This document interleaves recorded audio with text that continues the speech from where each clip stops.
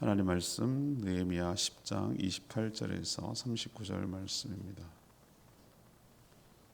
느헤미야 10장 28절에서 39절까지 말씀. 오늘은 12월 14일 토요일 아침입니다. 12월 14일자 본문 느헤미야 10장 28절에서 39절까지 말씀 교독하겠습니다.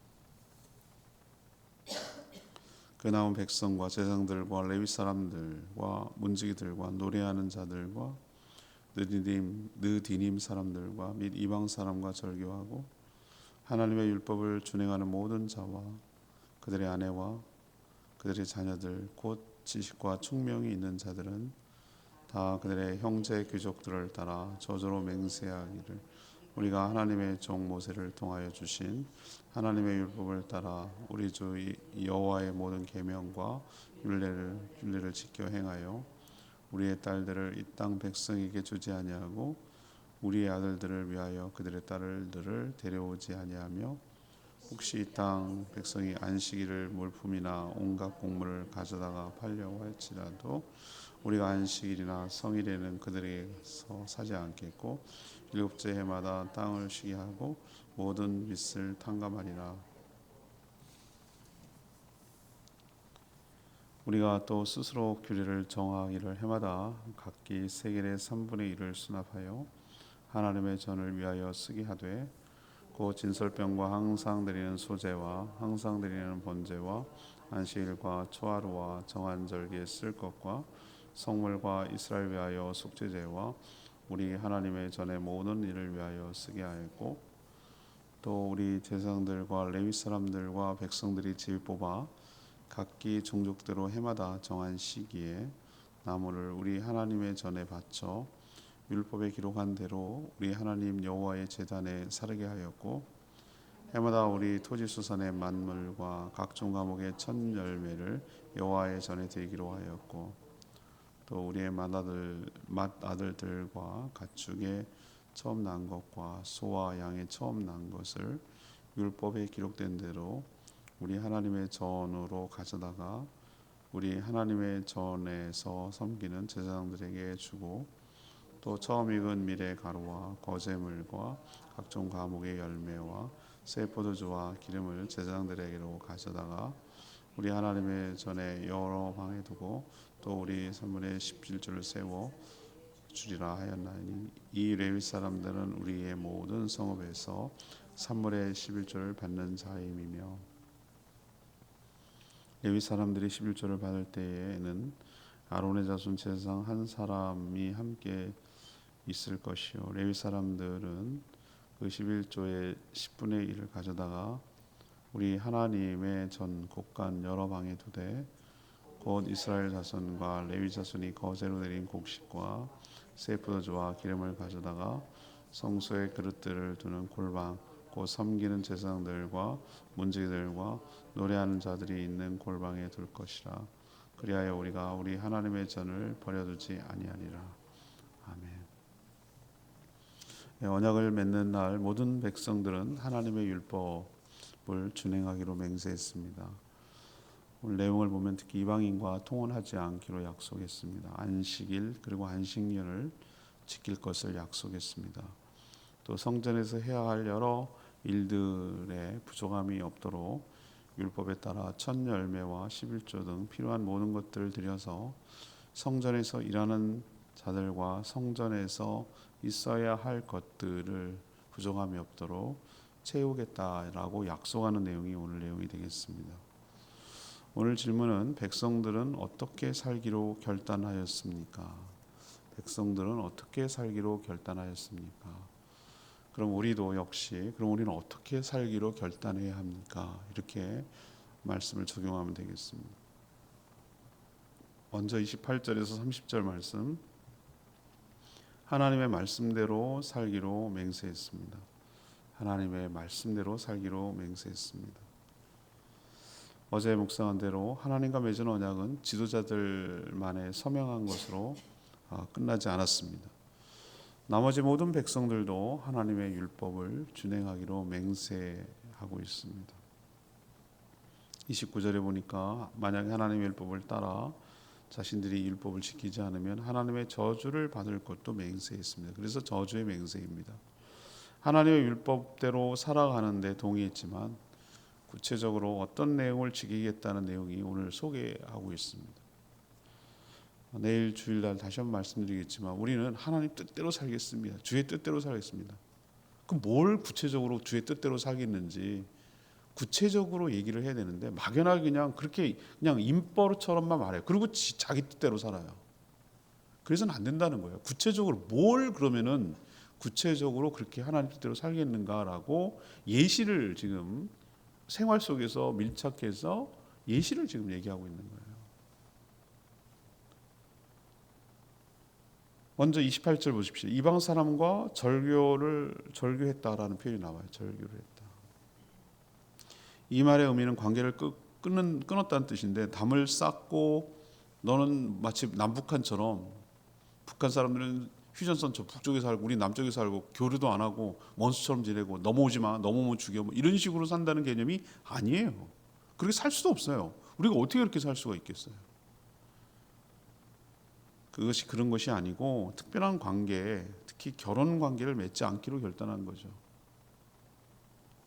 이방인을 며느리나 사위로 삼지 않겠다는 결단, 이게 30절에 나오는 거죠. 우리는 느헤미야 초기에 어떻게 했습니까? 그 성문벽과 성문을 극도로 반대한 사람 중에 산발락과 도비아가 있어요. 근데 도비아는 암몬 사람입니다. 근데 어이없게도 내통하는 자가 있었어요. 왜 내통했죠? 유다 사람과 결혼 관계에 있었기 때문에 서로 딸을 주고 사이 삼고 뭐 이렇게 됐어요. 그러니까 남이 아닌 셈이에요. 유다 사람 입장에서는 도비아가 사위예요. 또 사돈이기도 하고요. 그러니까 어떻게 되겠습니까? 남이 아니죠. 그러니까 여러 가지 내부에 일어나는 일들을 다 준 거예요, 정보를. 그럼 이러지도 저러지도 못하고 그 사이에서 태어난 아이들은 뭐냐고요. 난 누구 편에 서야 되냐는 거예요. 우리는 너무 좀 안일하게 생각을 하는 것 같아요. 뭐 결혼해서 예수 믿게 하면 되지. 도대체 무언 근거로 예수를 믿게 한다는 거예요? 예수가 내가 믿어지게 하면 믿어지는 겁니까? 이분들은 아주 기본의 구원의 기본도 모르는 분들이에요. 여러분은 내가 믿고 싶어서 믿었습니까? 겉으로는 그렇게 보이죠. 하나님의 은혜와 전적인 주권입니다. 안 믿어지는 사람 제가 얼마나 많은 설득을 하고 수없이 복음을 얘기하고 그렇게 얘기해도 안 믿어진다는 거예요. 제가 그때 깨달았어요. 믿어지는 자체가 하나님의 은혜인 줄로 믿습니다. 불신자와 결혼해가지고 신앙 까먹고 망하는 가정을 제가 한두 번 본 게 아니에요. 그 고통 가운데 평생을 끌어안고 사는 사람을 한두 번 본 게 아니라고요. 서로 바라보는 게 달라요. 하나님 있다 없다, 하나님을 경외한다 안 한다, 하나님 뜻대로 살아야 된다 안 한다, 이 차이가 이거는 뭐라고 그래야 될까? 이거는 어떻게 표현해야 될까? 하늘과 땅보다 더 큰 차이를 가져오기 때문에 도저히 하나가 될 수 없어요. 그래서 권면하는 거예요. 예수 그리스도를 믿는 상태에서, 예수 그리스도 인격적으로 영접하고 믿는 상태에서 결혼하거나 동업을 하거나 뭐 어떤 일을 같이 내 삶에 영향을 주는, 그러니까 다른 사람과 관계를 맺고 살아야지. 우리도 안 믿는 사람과 관계를 맺고 일을 도모해야 됩니다. 그죠? 상거래도 해야 되고 뭘 해야 돼요. 안 할 수는 없어요. 그렇지만 내 생각과 삶과 이거를 지배하거나 영향을 주는 것까지 깊숙한 관계를 맺으면 안 된다는 거예요. 그게 대표적으로 결혼, 대표적으로 동업하는 것을 예를 드는 거예요. 예를. 그거 하지 말라고, 그거 안 하겠다고 오늘 결심하고 결단하는 거잖아요. 이거 쉽지 않습니다. 이거 여러분 쉽지 않아요. 이건 지금까지도 우리에게 계속 어려움이 되고 있고 실천해야 될 얘기예요.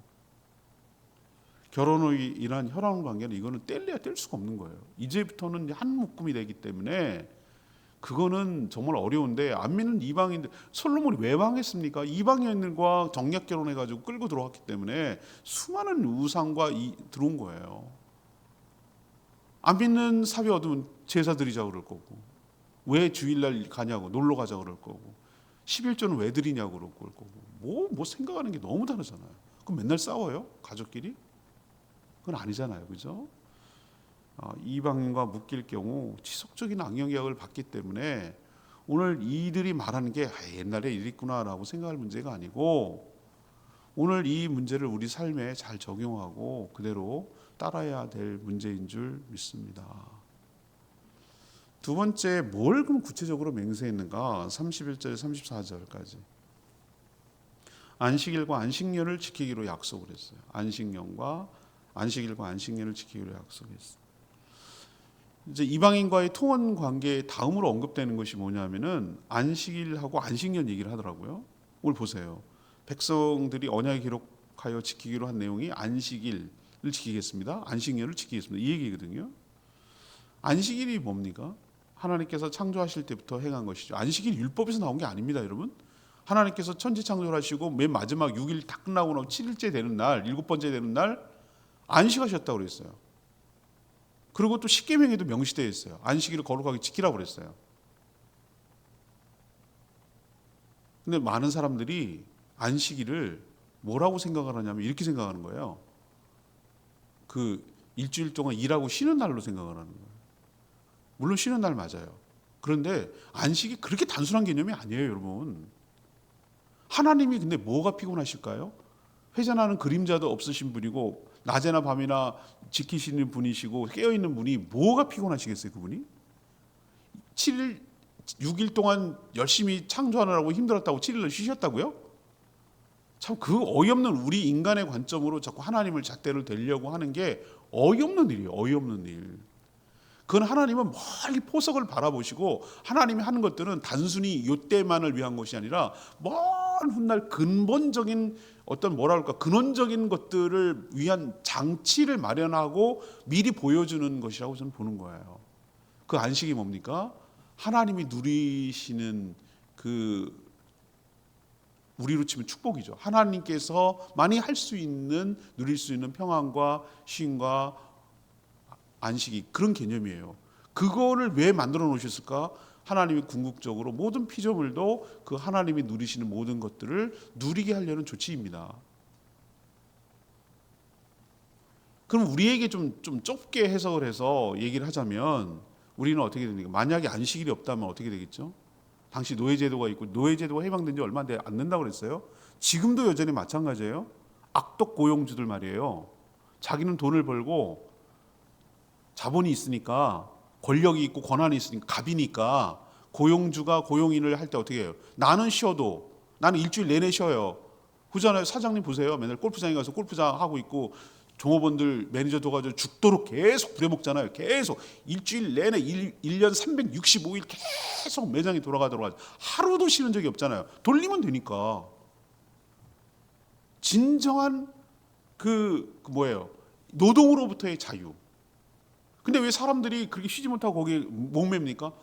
돈을 벌어야 되니까. 돈으로 더 많이 준다니까. 돈으로부터의 자유가 없는 거예요. 노동이 원래 좋은 거였는데 하나님이 정말 하시는 일은 노동으로부터의 족쇄가 메어지고 돈으로부터의 족쇄가 메어지고 그렇게 또 목구멍이 포도청이에요.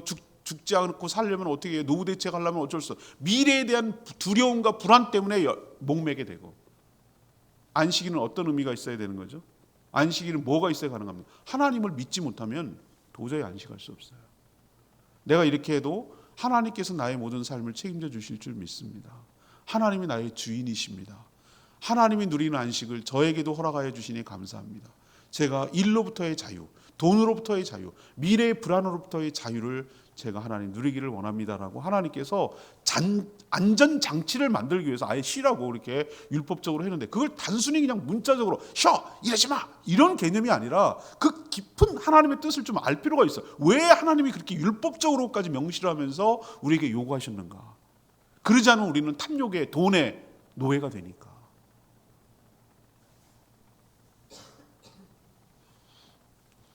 그래서 모든 근심 걱정은 주님께 맡기고 기쁘고 즐거운 날로 하나님과 교제하며 하늘의 평안과 축복과 자유를 누리는 날로 하나님께서 복 주시기 위해서 이 날을 했는데 이걸 제대로 안 했다 이 말이에요.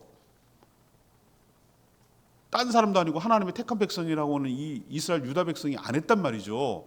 그걸 이제 하겠다는 거예요. 다시 정신 차리고. 대표적으로 어떤 거였습니까?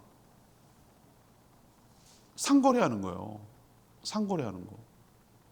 그래서 오늘 뭐라고 다짐합니까? 31절에 안식일에 이방 사람들은 그날은 하나님 모르니까 돈의 논리에 빠지니까 어떻게 하죠? 그날도 나와서 장사하고 뭐 근데 어떻게 합니까? 우리도 필요하니까 돈을 갖다가 상거래한단 말이에요. 물건 사고 팔고 이렇게 하는 거잖아요. 그럼 이익이 창출되고 내 필요가 채워지니까 그거 안 하겠다는 거예요. 그럼 안 하면 어떻게 해요?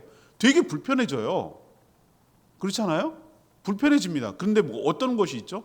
그래야 내가 자유가 되고 우리가 사는 사람이 없어야 저 사람들도 어떻게 되는 겁니까? 안식을 누리잖아요. 아, 장사 안 되네. 오늘 손님 없네. 해봐야 파리만 날리네. 그럼 자기들도 안 하고 문을 닫고 안식을 하겠죠. 이방 사람들. 그래서 모든 피조물들이 안식하게 하려는 하나님의 계획이에요. 다 무너졌어요 지금. 저부터도 어렸을 때는 우리 아버지 엄격했습니다. 아이고 주일날 뭐 난리가 났어요. 난리가 났어. 아직도 생각납니다. 주일날 전에 교회에 있다가 피자 그거 또 하여튼 보면 피자 시켜 먹었고 또 걸렸네. 주일날 배달해가지고 교회로 또 피자를 배달시켜서 이런 바보 같은 난리가 나가지고 아주 뒤집어진 적이 있어요. 근데 저부터도 그냥 놔버렸어요. 어떡하겠어. 내가 안 산다고 저 가게 안 열릴 것도 아니고 나의 필요를 채우고 저부터도 이래요. 저부터도 어떤 거룩한 주일 성수에 대한 개념이 완전히 무너져 버렸어요. 그러니까 주일날 일하는 거 뭐 그럴 수 있잖아. 뭐 어쩔 수 없지 뭐 걸리면 일하는 거지 뭐 이렇게 아주 당연하게 생각합니다. 모든 성도들이.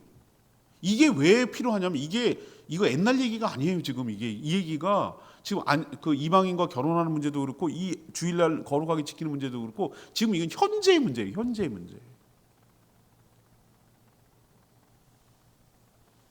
또 하나 우리가 지키지 못하는 영원한 숙제처럼 남아있는 게 안식년 문제예요. 7년마다 돌아오는 안식년을 중수하는데 이게 뭐 하는 거죠? 쉬는 거예요. 휴경하는 거예요. 휴경. 농토를 놔둔다고? 우리 같은 사람은 어떻게 했습니까? 어떻게 놀려? 거기서 놀리면 우리는 어떻게 살라고? 이렇게 생각이 되잖아요. 왜? 땅도 쉬어야 된다는 거예요. 땅도 안식이 필요하다는 거예요. 그래야 지력을 회복해서 다시 하는 것이지 토지를 이익과 탐욕의 대상으로 여기지 말아라. 이 하나님의 깊은 뜻이 이 안식년에 있는 건데 우리는 단순히 그냥 율법적으로 문자적으로 이것을 해석하니까 문제인 거죠. 그리고 다시 빚을 탕감하고 돌려줘야 돼요. 7년 되면은. 왜 이런 일이 벌어집니까? 리셋 시키는 거예요. 리셋. 만약에 이게 없으면 어떻게 되죠? 지금 일어나는 우리가 왜 이 말씀대로 실천 안 하기 때문에 이 난리가 나는 거예요. 우리 이 세상이 왜 이렇게 지옥으로 가고 사람들이 왜 이렇게 빈부격차가 너무 심해지잖아요. 양극화가 극대화되잖아요. 있는 사람은 더 많이 벌고 자본이 또 다른 자본을 가져오고 없는 사람들은 어떻게 합니까? 또 죽다고 해가지고 빚내가지고 했는데 또 가난이 대물림되고 또 가난해지고. 근데 하나님대로 말씀대로 하면은 7년 되면 원상태 다시 원래대로 돌아가는 거예요. 땅 주인은 땅 주인대로 원래 돌려주고 빚은 탕감내고 끄시고 다시 돌려주고. 그럼 다시 시작할 수 있잖아요. 똑같은 출발에서. 그렇지 않아요? 그래야 뭐가 되는 거죠? 이 모든 사람들이 골고루 잘 살 수 있는 길이 열리는 거잖아요. 그래야 사회가 불안하지 않고 서로 시기 질투할 것도 없고 자기의 다시 한번 재기할 수 있는 희망을 갖게 되고 여러 가지 안전장치가 있는 거예요. 이게 하나님이 지혜예요. 하나님 지혜 안식년은. 문제는 뭡니까? 안 하잖아요. 하나님 말씀 안 듣잖아요. 요즘 7년 하고 탕감하고 그러자 보면 도덕적 해이니 뭐 이래가면서 절대 받아들이지 않죠. 세상 어디에도 없는 독특한 제도이고 지혜예요. 하나님의 지혜예요. 그렇지만 이런 일들을 실천함으로 인해서 이게 율법을 지키겠다 맹세하는 건데 이런 것을 통해서 뭐합니까? 하나님의 언약 백성으로 입증이 되는 것이고 공동체 모두가 잘 살기 위한 하나님 앞에서의 약속이 되기 때문에 이것이 바로 구별된 삶이라고 보는 것이고 하나님 말씀에 부합한 삶이라고 보는 것이기 때문에 이것을 지금 실천하겠다라고 약속하고 있는 것인데 이 얘기를 쭉 묵상하고 들으면서 이건 우리도 해당되는 얘기다. 대천덕 신부가 그렇게 토지는 하나님의 것입니다. 토지는 탐욕의 대상이 아닙니다. 토지는 소유의 개념이 아니라 사용자의 개념이 되어야 됩니다라고 말했던 것이 여기에 근거한 거거든요. 희년과 안식년에 근거한 거예요. 우리도 정말 이게 이렇게만 될 수 있다면 정말 이상적인 사회인데 그게 안 되니까 참 안타까운 것이고, 그래서 이 땅에 살아가는 사람들의 비극은 계속될 수밖에 없다라는 것이 안타까운 현실이에요. 세 번째, 이게 중요한 개념인데요. 35절에 39절까지인데 하나님의 성전을 돌아볼 것을 약속하는 것. 이게 이들의 약속이었어요. 이후에 길게 여러 헌금, 헌물에 대한 약속들을 지금 하고 있는 걸 보는데, 저는 여기서 핵심이 39절에 있는 말씀이에요. 하나님의 전을 뭐 하지 않겠다? 버려두지 아니하리라. 하나님의 전을 버려두지 않겠습니다 라는 약속이에요. 이 말은 성전이 정상적으로 작동되도록 필요한 모든 것들을 하나님께 드리겠다는 약속이거든요. 성전은 하나님과 만나는 접점이잖아요. 하나님 만나는 장소잖아요.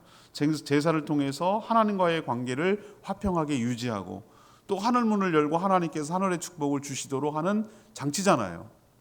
성전에서 일하는 모든 사람들, 다시 말해서 제사장들, 레위 사람들, 거기에 딸린 종들까지 생활하는데 필요한 것들을 공급해야 성전이 작동되고 돌아가잖아요. 이들은 뭐 먹고 삽니까? 이슬 먹고 삽니까? 자꾸 이슬 먹고 산다 그러니까 참이슬인 줄 아는데, 이슬 먹고 사는 게 아니라 똑같이 먹고 살아야 되잖아요. 그죠? 사람이. 그러면 거기 사람들이 살아갈 수 있도록 생계를 보장해 줘야 되잖아요. 그래야 그들이 일을 할 거 아니겠어요? 성전에서 섬길 거 아니겠어요? 물론 직접 그들에게 주는 거 아닙니다. 이걸 자꾸 오해하는 사람들이 있는데, 결국은 제가 그때 가장 충격적인 말이라고 그랬잖아요. 어느 우리 교회 아니에요. 저 집사님 딸인가 누가 애들이 철없으니까, 야 목사님 딸한테 그랬다는 거예요. 우리 부모님이 준 돈은 너 옷 샀잖아, 이렇게 말한다는 거예요. 아주 그냥 그런 거 보면은 걔를 뭘 탓하겠어. 그렇게 그런 사고 방식을 가진 그 부모가 문제지. 그렇게 얘기했겠지 아이들한테. 우리 헌금으로 목사 먹여 살린다고. 아주 자존심이 상해서 난 그런 얘기 들으면은 때려치고 싶은 마음이 꿀뚝 같아. 여러분 그거 아니에요. 백성들은 누구한테 드리는 겁니까? 제사장한테 드리는 게 아닙니다. 하나님께 드리는 거예요. 하나님께 드리는 거예요. 하나님께 드리라고 명령이 되어 있기 때문에 얻어진 것 중에 10분의 1, 첫 번째 만물 첫 번째 열매, 그렇죠? 그 다음에 제사를 드릴 때 나오는 어떤 부위 같은 게 있어요. 거제 같은 건 통으로 흔들어 드리고 나머지는 제사장에 드리는 거거든요. 이런 여러 가지 제도를 마련했어요. 이것을 재원을 가지고 성전에 필요한 것을 사용하고 성전에서 일하는 사람들을 주는 거거든요. 생계를 할 수 있도록 주는 거예요. 그래야 그렇게 그분들이 그 성전에서 일하는 사람들이 일을 할 수 있어야 그 복이 누구에게 오는 겁니까? 제사를 드리고 말씀을 가르쳐주고 찬양을 하고 이런 사람들이 있어야 그 복이 백성들한테 돌아가는 거잖아요. 하늘의 복이. 근데 그런 것이 아니고 이렇게 중간 과정, 자기가 하나님께 드렸고 하나님이 받았어요. 하나님이 성전에서 일하는 주의 종들을 주는 거거든요. 이런 개념이거든요. 그런데 결국 어차피 이렇게 돌아가면 가잖아 이렇게 생각하고 자기네 월급 주는 줄 아는. 한국 교회가 망한 이유가 뭐라고 생각하냐면은 자기가 헌금 걷어갖고 목사 먹여 살린다고 생각하는 사고방식이 있기 때문에 망하는 거예요. 그러니 목사는 바지사장이에요. 마음에 안 들면 내쫓고, 마음에 들면 하고, 말 잘 들고 고분고분한 바지사장 갖다 앉혀놓고, 이런 사고방식이 왜 그런가 했더니 자기 헌금으로 먹여 살린다고 생각하는 거예요. 이 망조예요, 망조. 이게 고쳐지지 않으면, 이런 사고방식이 고쳐지지 않으면 같이 망하는 거예요. 이게 남 얘기가 아니고, 이게 옛날 느헤미야 때 2500년 전의 얘기가 아니고 지금도 일어나고 있는 일이라는 걸 여러분 명심하셔야 돼요. 지금도 우리가 개혁해야 되고 지금도 우리가 고쳐야 될 거라는 걸 우리 명심해야 돼요. 이게 우리에게 실제로 적용되는 문제예요. 우리도 여러 가지 성전세 얘기도 하고 여러 가지 얘기했는데, 우리도 몸된 교회가 정상적으로 작동될 수 있도록 항상 힘쓰고 헌신하며 나아가는 저희 모두가 되기를 원합니다. 오늘 39절 말씀, 그리하여 우리가 우리 하나님의 전을 버려두지 아니하리라. 백성들은 역사적으로 뼈아픈 교훈을 얻었어요. 지금 어떤 시점이죠? 바벨론에 망해가지고 포로로 끌려갔다가 페르시아 바사의 아닥사스다 왕의 조서에 따라서 다시 귀환한 자들이 150년 동안 방치됐던 성전과 성벽과 성문을 재건하고 난 다음에 말씀을 통한 부흥 계획이 일어나서 회개의 운동이 일어나고, 그때 했던 그때 결론을 내린 뼈아픈 교훈이 여기 나오는 거예요. 뭐 어떤 교훈을 얻었습니까? 자신의 삶이 어렵다고 성전을 방치한 결과가 뭔지 뼈저리게 뼈아프게 그들은 경험했던 거예요. 이것이 무엇을 의미하는지를 알았던 거예요. 삶으로 피부로 와닿았던 거예요. 그들은 자신의 생업에 분주하고 자신들의 이익이 먼저였기 때문에 하나님의 성전을 뒷전으로 방치하고 무관심했어요. 그러니 성전의 여러 일들이 제대로 굴러갈 리가 없고 하나님과의 관계는 더 피폐해지고 깨졌고, 그 결과는 지금 이런 식으로 혹독하게 다가왔다는 것을 자신들이 회개하면서 뼈저리게 깨달은 거예요. 그리고 조서에 써가지고 약속을 해갖고 하나님과 언약을 맺으면서 내가 이러한 내용을 뭐 하는 거예요? 지키겠습니다. 이제부터는 하겠습니다라고 이렇게 적어가지고 약속 계약서를 쓴 이유를 여러분이 아셔야 돼요. 우리도 이것을 교훈을 얻어야 됩니다. 뭡니까? 우리도 교회 중심, 하나님 중심, 말씀 중심으로 살지 않을 때 어떤 결과가 초래되는지 쫄딱 망해놓고 나서야 깨닫지 마시고, 이런 일이 성경을 통해서 역사적으로 교훈을 얻어서 우리는 이런 험할 꼴을 당하지 않도록 성전이 버려두지 않겠습니다. 성전이 내 몸도 성전이고 우리 교회도 성전이고 우리 가정도 성전이고 그것이 하나님이 계신 곳이 성전인데 이것을 방치하지 않겠습니다. 이것이 정상적으로 돌아가도록 우리가 관심을 갖고 힘을 쏟고 헌신하겠습니다. 이런 각오로 살 때 하나님의 축복이 우리 가운데도 임하게 될 줄 믿습니다. 오늘 말씀은 내일 또 한 번 더 얘기해야 되기 때문에 더 말씀드리겠습니다. 569장 찬양지 부르고 기도하겠습니다.